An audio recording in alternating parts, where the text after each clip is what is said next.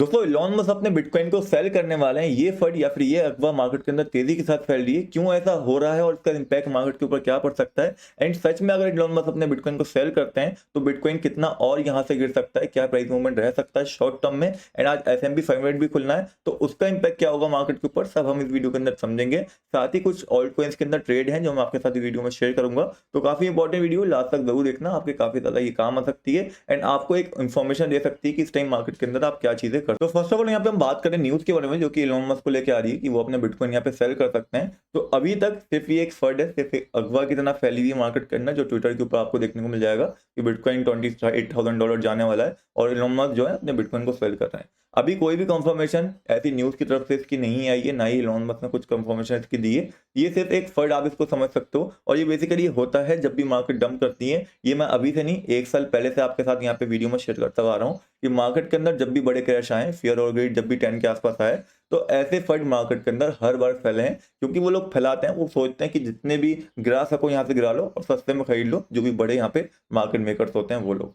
तो ये एक फंड है, इसको बिल्कुल भी अभी सीरियस मत लेना जब तक ऑफिशियली इसका अनाउंसमेंट नहीं आता। अभी हो क्यों रहा है उसका मैं आपको रीजन बताता हूँ। रिसेंटली आप सभी लोग जानते होंगे इलॉन मस्क ने अनाउंसमेंट की थी कि वो ट्विटर को यहाँ पर खरीदने वाला है $44 बिलियन में लगभग। तो वहां पे उसके बाद से इलॉन मस्क थोड़ा फंड जुटा रहे हैं। आपको पता होगा रिसेंटली इन्होंने अपना जो टेस्ला के शेयर्स थे उसको भी सेल करा है, जो कि यहाँ पे 8.4 बिलियन के थे। इलॉन मस्क का बिटकॉइन के अंदर भी बहुत बड़ा इन्वेस्टमेंट है और हो सकता है कि जैसे यहाँ पे इलॉन मस्क ने अपने टेस्ला के शेयर को यहाँ पे सेल करा है ट्विटर बाय करने के लिए, तो उनके पास अगर पैसे कम पड़े तो वो यहाँ पे अपने बिटकॉइन को भी सेल करने। तो इसी न्यूज की वजह से बेसिकली ये न्यूज फैल रही कि इलॉन मस्क अपने बिटकॉइन को सेल कर रहे हैं। हालांकि ऐसी कोई भी ऑफिशियल अनाउंसमेंट अभी तक नहीं आई है, ये सिर्फ एक लोग अपना आइडिया बता रहे हैं। इससे डरने की अभी बिल्कुल जरूरत नहीं है। हाँ, अगर ऐसा होता है, अगर ऑफिशियल अनाउंसमेंट आती है तो जरूर यहाँ पे बिटकॉइन के ऊपर उसका इम्पैक्ट देखने को मिलेगा। क्योंकि इलॉन मस्क के बारे में सभी लोग जानते हैं कितने इंस्पिरेशनल है वो और उनके कितने ज्यादा फॉलोअर्स हैं जो उनकी प्रेडिक्शन के ऊपर यहाँ पे बिटकॉइन को बाय सेल करते हैं। तो उसको देखते हुए मार्केट के अंदर एकदम से एक हलचल मच जाएगी, जिसकी वजह से हो सकता है कि आराम से हम यहाँ पे $29,400 का एरिया देख लें। अब वो एरिया क्यों देख लें? क्योंकि वो एरिया बहुत स्ट्रांग है और उसका टूटना बहुत मुश्किल है, मतलब इतनी आसानी से नहीं टूटेगा। वहां पे जो बड़े बड़े इन्वेस्टर हैं, जो वेल्स हैं, उनकी बाइंग वहां पे, जैसे कि माइक्रो स्ट्रेटेजी की यहाँ पे बाइंग है और भी लोगों के एवरेज जो बाइंग प्राइस है वो इस लेवल पे है। तो इस लेवल तक कोई नहीं जाएगा, कोई नहीं जाना चाहेगा कि यहाँ पे टूटे ये लेवल या फिर यहाँ तक प्राइस भी जाए। तो मुझे नहीं लगता कि यहाँ तक प्राइस जाना चाहिए या फिर इसके नीचे प्राइस जाना चाहिए आने वाले कुछ दिनों के अंदर।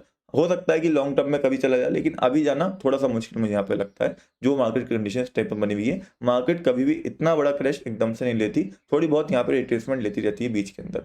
तो ये आइडिया था पूरा कि इलॉन मस्क का इम्पैक्ट क्या हो सकता है मार्केट के ऊपर या फिर इस न्यूज का क्या बेसिकली मार्केट के अंदर चीजें चल रही है। नेक्स्ट यहाँ पे हम टेक्निकली देखें कि बिटकॉइन के अंदर क्या प्राइस मूवमेंट रह सकता है और कुछ ट्रेड यहाँ पे देखते हैं, साथ ही बात करेंगे S&P 500 के बारे में। तो सबसे पहले अगर हम बात करें यहाँ पे बिटकॉइन की, तो जैसे कि आप सभी लोग जानते हो, हमें ऑलरेडी बहुत टाइम से सिग्नल मिल रहा है। अगर आपने देखा होगा कुछ इंडिकेटर्स मैंने आपके साथ शेयर करे थे, जहाँ पे मैंने आपको EMA का क्रॉसओवर बताया था, जो मैं आपको बार बार शेयर कर रहा था कि ये अभी तक पॉजिटिव नहीं हुआ है। यहाँ कहीं पे इसने, यहाँ पे आप देख सकते हो, लगभग $42,500 के आसपास बोला था सेलिंग का। एंड उसके बाद से लगातार ये सेलिंग का ही बोल रहा है, एक बार भी रिवर्सल इसके अंदर नहीं आया कि आप बाय कर लो। तो अभी भी इंडिकेशन 100% यहाँ पे सही रहा है एंड एक बार फिर से इसने सही प्रिडिक्शन यहाँ पे दी है। जब इसने बोला सेल कर दो, उसके बाद से मार्केट के अंदर रिवर्सल आया ही नहीं है, मार्केट लगातार गिर रही है। साथ ही साथ अगर आप ऑल ओवर देखोगे इसको यहाँ पे चार्ट के अंदर, तो आपको समझ में आएगा यहाँ पे बेसिकली एक राइजिंग चैनल था जो यहाँ ब्रेकआउट हुआ था। मैंने आपको याद होगा बोला भी था कि ये ब्रेकआउट हो चुका है। आप जब तक बाय मत करना जब तक प्राइस के या तो अंदर ना जाए या फिर ऊपर वाली ट्रेंड लाइन को ना तोड़े। दो जगह ही आपको बाइंग बनती है, यहाँ पे नीचे कोई बाइंग नहीं बनती, वहां पे फंस सकते हो। वही चीज हुई, मार्केट के अंदर ऑलरेडी डंप आ गया। अभी स्ट्रेटजी अगर मैं बात करूँ लॉन्ग टर्म की क्या है, तो देखो मार्केट के अंदर कहीं से कहीं तक, अगर मैं बात करूँ यहाँ पे डेली चार्ट की या फिर यहाँ पे बात करूँ 4 आवर चार्ट की, तो कोई रिवर्सल देखने को नहीं मिल रहा। ना ही कोई इंडिकेटर ऐसा है जो यहाँ पे बता रहा हो कि मार्केट के अंदर रिवर्सल आ रहा है। अब ये जो इंडिकेशन यहाँ पे आ रहा है, इसका मतलब ये नहीं होता कि आप बाइंग नहीं कर सकते हो। इसका मतलब बेसिकली क्या होता है कि आप लॉन्ग टर्म बाइंग नहीं कर सकते हो। आप ये सोच के बाइंग नहीं कर सकते कि मार्केट के अंदर एक रिवर्सल आ रहा है। ये जब इंडिकेशन हमें मिलेगा तो हम मार्केट के अंदर समझेंगे कि एक रिवर्सल टोटल आ चुका है और हम ये सोच के बाय कर सकते हैं कि हाँ, अब यहाँ से नया ऑल टाइम हाई जा सकता है प्राइस, और वहां पे हम जाके सेल करेंगे, वहां पे जाके हम अपना प्रॉफिट बुक करेंगे। तो वहां पे एक सेफ बाइंग वो कहलाती है एंड वो ट्रेंड रिवर्सल वाली बाइंग होती है। वो अलग ही लेवल रहती है, वहां पे हमारा फंड सेफ रहता है, वहां पे पंप होने के चांसेस ज्यादा रहते हैं। फॉर एग्जाम्पल यहाँ पे जैसे बाइंग का हमें सिग्नल मिला था, अगर यहाँ पे बाय करा होता तो हम अच्छे खासा प्रॉफिट यहाँ पे बना सकते थे शॉर्ट टर्म में। बट अभी जो सिग्नल हमारे पास है बाइंग का, अगर हम देखें यहाँ $33,000 पे या $29,400 के आसपास, ये जो हमारे बाइंग लेवल्स हैं ये किस हिसाब से हैं, ये है फियर और ग्रीड के हिसाब से। ये इसलिए है क्योंकि मार्केट ओवर सेल कंडीशन में, यहाँ पे काफ़ी ज़्यादा सेलिंग हो चुकी है। अब थोड़ा बहुत रिट्रेसमेंट यहाँ पे मार्केट के अंदर आएगा, यहाँ पे बायर्स आएंगे, थोड़ा बहुत मार्केट ऊपर की साइड मूव करेगी। तो ये शॉर्ट टर्म बाइंग स्ट्रेटजी है इस टाइम के लिए, यानी कि आप यहाँ पे बाय करते हो या फिर यहाँ पे आप बाय करते हो, तो आपको जैसे ही ये रिवर्सल लेगा, जैसे ही ऊपर जाएगी मार्केट, तो आपको अपना स्टॉप लॉस उसके हिसाब से ऊपर शिफ्ट करना पड़ेगा, या फिर आपको जल्दी से प्रॉफिट बुक करना पड़ेगा 5%, 3% या 4%, वट जितना भी आप यहाँ पे प्रॉफिट चाहते हो। ये बिल्कुल भी लॉन्ग टर्म बाइंग नहीं है कि आप ऑल टाइम हाई के लिए इस टाइम पे बाय कर लो। ऑल टाइम हाई के लिए बाय करना है तो तभी करना जब मार्केट के अंदर रिवर्सल आए। फॉर एग्जांपल मार्केट अभी एक डाउन ट्रेंड के अंदर है, ये देखो डाउन ट्रेंड चल रहा है यहाँ पे, जब इसको तोड़ देगी ट्रेंड लाइन को ऊपर की साइड, तो यहाँ पे एक सेफ बाय रहेगा। साथ ही साथ सिर्फ ट्रेंड तोड़ना यहाँ पे एक रीजन नहीं बनता, उसके साथ जो इंडिकेटर्स हैं जैसे कि ईएमए क्रॉस ओवर है वो भी यहाँ पे पॉजिटिव होना चाहिए, और टोटली हमें नेगेटिव जो चीज़ें हैं वो हट जानी चाहिए मार्केट से, हमें एक पॉजिटिव इंडिकेशन मिलना चाहिए, वो एक सेफ बाय होगा। स्टार्टिंग से मैं आपको ये चीज़ समझाता आ रहा हूँ।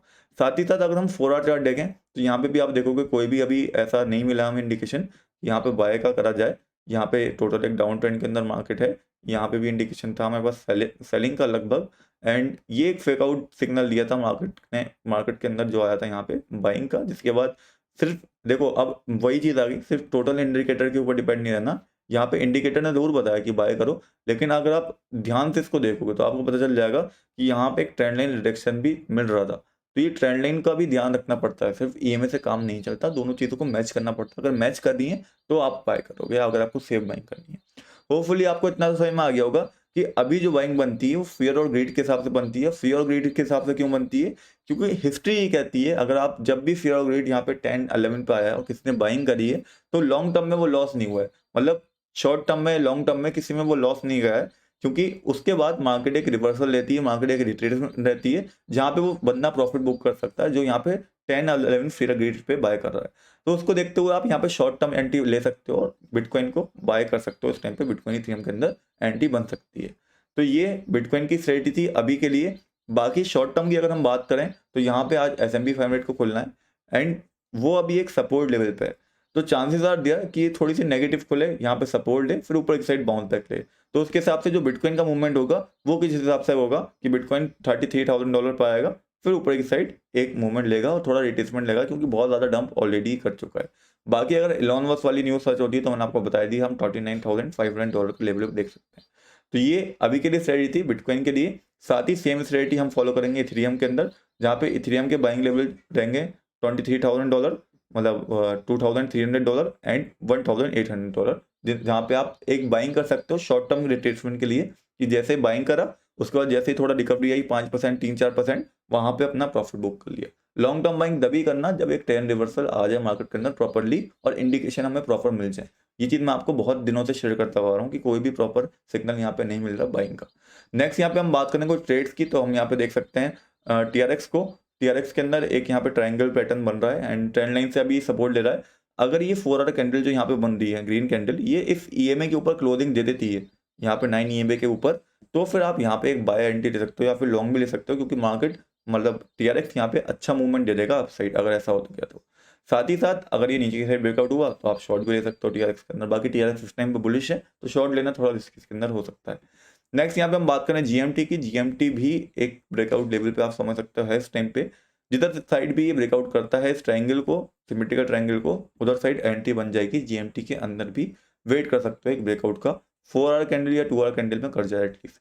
नेक्स्ट हम बात करें लूना की। लूना इस टाइम पे ट्रेंड लाइन सपोर्ट पे है, जहाँ पे मैंने आपको बोला था एक बाइंग बन सकती है, लेकिन उसके लिए हमें वेट करना पड़ेगा, देखना पड़ेगा कि एक डेली कैंडल यहाँ पे ये ग्रीन बनाता है नहीं बनाता है, क्योंकि अभी तक कोई ऐसा यहाँ पे बाइंग नहीं दिखी। अगर आप देखोगे ऑल ओवर तो ग्रीन कैंडल एक बननी चाहिए थी पॉजिटिव, तो यहाँ पे बाय बनता एंड उसके बाद हम अपसाइड एक्सपेक्ट करते। लगभग अगर लूना की मैं यहाँ पे बात करूँ तो अपसाइड जो यहाँ पे मुझे देखने को मिलेगा ट्रेंड लाइन से यहाँ तक का, जो ये पहले जो इसका सपोर्ट था लगभग 10% यहाँ से ही पम्प कर सकता है, क्योंकि वो सपोर्ट अब रेजिस्टेंस के अंदर कन्वर्ट हो चुका है एंड उसको आप अगर टोटली देखोगे यहाँ पे ब्रेकआउट करा, रिटेस्ट करा, फिर ये डाउन आ चुका है। तो एक पंप जो होगा वो 10% का हमें यहाँ पे देखने को मिलेगा अगर लूना यहाँ पे एक पॉजिटिव सिग्नल देता है, यहाँ पे एक बाइंग की अपॉर्चुनिटी बनाता है। तो उसके बाद यहाँ पे प्रॉफिट बुक कर लेना, या फिर यहाँ तक अगर प्राइस जाता है तो वहाँ से आप शॉर्ट का भी देख सकते हो ट्रेड लेने का। तो ये स्ट्रेटजी थी अभी फिलहाल कुछ कॉइन के लिए, जहाँ पे मैंने आपके पास Luna, GMT and TRX share करा। बाकी मैंने आपको इथेरियम और बिटकॉइन का अपडेट दे दिया, कुछ इंपॉर्टेंट लेवल्स बता दिए जिनके अंदर आप ट्रेड कर सकते हो। एक चीज़ का बिल्कुल खास तौर पे यहाँ पे ध्यान रखना, वो क्या कि अभी जो बाइंग करनी है आपको वो शॉर्ट टर्म बाइंग है, वो बिल्कुल भी एक रिवर्सल वाली या एक ऑल टाइम हाई वाली बाइंग नहीं है। वो तभी करनी है जब मार्केट के अंदर जो इंडिकेटर्स हैं वो हमें पॉजिटिव सिग्नल देंगे और हमें बताएंगे कि मार्केट के अंदर यहाँ से रिवर्सल आ रहा है और मार्केट एक नया ऑल टाइम हाई की तरफ बढ़ रही है। साथ ही साथ फेयर और ग्रीड के हिसाब से जो बाइंग होती है वो एक सिर्फ रिट्रेसमेंट वाली बाइंग होती है। जैसे कि अगर आप पहले भी देखोगे, अगर आकर उठा के यहाँ पे लगभग यहाँ पे लास्ट टाइम आया था 22 जनवरी को ये आया था लगभग 10 के आसपास, तो वहाँ पे जिसने बाय करा था, अगर मैं 22 जनवरी का डेट देखूँ यहाँ पे, अगर मैं इसको डेली चार्ट में कन्वर्ट करूँ तो आप यहाँ पे क्लियरली एक चीज़ देख लोगे, वो आपको बहुत आइडिया दे देगी कि ये किस लिए होता है। देखो 22 जनवरी को प्राइस यहाँ पे था जब इसने बताया था $37,000। उसके बाद प्राइस आप देखोगे लगभग यहाँ से कितना पंप करा था, कैलकुलेट आप कर सकते हो, लगभग 27% का पंप दिया था, 27% का प्रॉफिट वहाँ पे दिया था। लेकिन अगर होल्ड करा जो बंदा तो फिर से यहाँ पे लॉस में आ गया, ऑल ओवर 12% के लॉस में आ गया। तो प्रॉफिट बुक करना जरूरी है जब आप फेयर और ग्रीड के हिसाब से बाय कर रहे हो। तो जब ग्रीड 40 पे जाए 50 पे जाए तो वहाँ पे सेल भी करना है, ऐसा नहीं कि 10 पे आ गया तो सिर्फ बाय कर लिया उसको सेल ही नहीं करा। तो सेल करना जरूरी है, प्रॉफिट बुक करना मार्केट करना जरूरी है, इस चीज़ को भी ध्यान में रखो। भले ही आपका जो पुराना इन्वेस्टमेंट है वो हाई पे हो गया हो, इस बार वो गलती मत करना, लो पे मिल रहा है बाय करो और हाई पे जैसे जाए, जैसे 10 अभी फेयर और ग्रीड 10 है, जैसे 40-50 हो वहाँ सेल कर दो, प्रॉफिट बुक कर लो, हल्के हल्के आपका लॉस भी वहाँ पे रिकवर हो जाएगा। कोई भी फंड ऐसा मत लगाना जो इधर उधर से उधार लिया हो या मम्मी पापा के पैसे लिए हो। आपका जो खुद का फंड है, जो खुद की कमाई है वही लगाना, क्योंकि इन्वेस्टमेंट के अंदर रिस्क जरूर होता है, चाहे वो स्टॉक मार्केट हो, इंडियन स्टॉक मार्केट हो, बड़े से बड़ी कंपनी हो, चाहे बिटकॉइन हो, हर चीज़ के अंदर रिस्क होता है। बिटकॉइन के अंदर थोड़ा और ज़्यादा है। फिलहाल आज की वीडियो में इतना ही, होपफुली वीडियो आपके लिए हेल्पफुल रही। मिलते हैं कौन वीडियो में, तब तक के लिए।